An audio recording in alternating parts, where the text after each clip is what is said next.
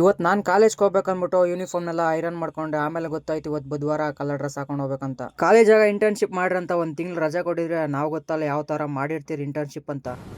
ಅರ್ಥ ಆಯ್ತು ಅನ್ಸುತ್ತೆ. ನಾನು ಬಸ್ ಸ್ಟ್ಯಾಂಡ್ ಬರೋಷ್ಟೊತ್ಕ ಶೆಟ್ಲ್ ಗಾಡಿ ಬಂತು. ಶೆಟ್ಲಾಗಿ ಹಾಕ್ಬಿಟ್ಟು ನಾನು ಹೊಸಕೋಟೆ ಇಳಿದು ಡಿಪೋನಾಗ ಬಂದ್ರೆ ಒಂದು ಬಸ್ ಕೂಡ ಇರಲಿಲ್ಲ. ಹಂಗೆ ಮಾರ್ಕೆಟ್ ಬಸ್ ಬಂತು ಅಂದ್ಬಿಟ್ಟು ನಾನು ಮದನ್ನು ಮಾರ್ಕೆಟ್ ಬಸ್ ಹಾಕಿ ಅವಳಹಳ್ಳಿಗೆ ಇಳ್ಕೊಂಡ್ವಿ. ನಾವು ಅವಳಹಳ್ಳಿಗೆ ಬರೋಷ್ಟೊತ್ಕ ನಮ್ಮ ಟ್ರೈನ್ ಗ್ಯಾಂಗ್ ಬಂದಿತ್ತು. ನಂಗೆ ಇವ್ರು ಎಲ್ಲಿಂದ ಬರ್ತಾ ಇರೋದಂದೆ ಒಬ್ಬನ್ KGF, ಇಬ್ರು ಬಂಗಾರಪೇಟೆ.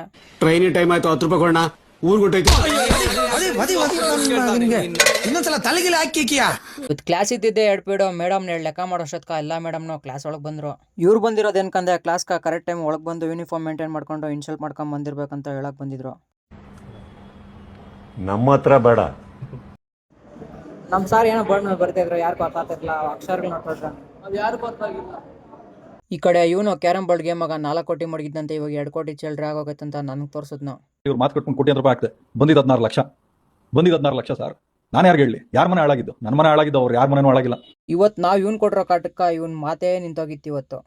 ನೀನ್ ಈ ತರ ಅಂತ ಬಿಕ್ಕಳ್ತಾ ಇದ್ರೆ ನನಗೆ ತಿಕ್ಲಿ ಹಿಡಿಯುತ್ತೆ. ಕಾಲೇಜಾಗ ಎಲ್ಲ ರೇಕ್ಸ್ ಹಾಕ್ಬಿಟ್ರು ಅಂದ್ಬಿಟ್ಟು ಇವ್ನು ನೋಡಿದ್ರೆ ಈ ತರ ಮಕ್ಕ ಹಾಕೊಂಡಿದ್ನು.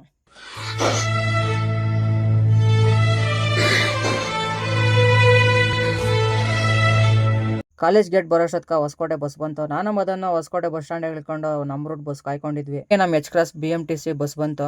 ಅವ್ನು ನನ್ ಕೂಡ ಇಳ್ದ್ಬಿಟ್ಟು ಮನೆಗೆ ಹೋದ್ರೆ ನಾನ್ ನಮ್ಮೂರ್ ಬಸ್ ಸ್ಟ್ಯಾಂಡ್ ಇಳ್ದ್ಬಿಟ್ಟು ನಾನು ಕೂಡ ಮನೆಗೆ ಹೋದ್ನಿ. ನಾನ್ ಮನೆ ಹತ್ರಕ್ಕೆ ಹೋಗೋಷ್ಟೊತ್ಕ ಮಳೆ ವಾತಾವರಣ ಆಗಿತ್ತು. ಈ ಕಡೆ ನಮ್ ದೊಡ್ಡಪ್ಪನ ಉಲ್ಲೆ ಮಗ ಹೊಲ್ಕಿತ್ಕೊಂತ ಇದ್ನು. ಈ ಕಡೆ ನಮ್ಮ ಅಣ್ಣ ಟ್ರ್ಯಾಕ್ಟರ್ ಆಗಿದ್ದು ಸಿಮ್ನೆಲ್ಲ ಅನ್ಲೋಡ್ ಮಾಡಿ ಒಳಕ್ ಹಾಕಂತ ಇದ್ನು. ನಾನ್ ನಮ್ಮ ಮ್ಯಾಕಿಗೆ ಅಗಸೆ ಸೊಪ್ಪೊಡೇನಂತ ನಾನು ಹೋದೆ. ಇಲ್ಲೊಂದು ಪರಂಗಿ ಗಿಡ ಯಾವ ತರ ಹೂ ಬಿಟ್ಟಿತ್ತು ಅಂದ್ರೆ ಇದು ಬಂದು ಗಂಡು ಜಾತಿ. ಹೊಡೆದಿರೋ ಸೊಪ್ಪನೆಲ್ಲ ಮನೆ ಹತ್ರ ಹಾಕ್ಬಿಟ್ಟು ನಾನ್ ಮತ್ತೆ ತೋಟದ್ರಕ್ಕೆ ಹೋದೆ.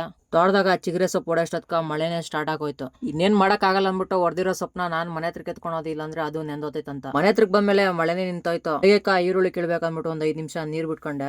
ನಾನ್ ಇವತ್ತಿನ ನನ್ನ ದಿನಾನ ಎಂಡ್ ಮಾಡ್ಕೊಂಡೆ. ನಿಮ್ಗೆ ಏನಾದ್ರೂ ನನ್ನ ವಿಡಿಯೋ ಇಷ್ಟ ಆದ್ರೆ ಲೈಕ್ ಮಾಡ್ಕೊಂಡು ಒಂದು ಫಾಲೋ ಮಾಡ್ಕೊಳ್ಳಿ.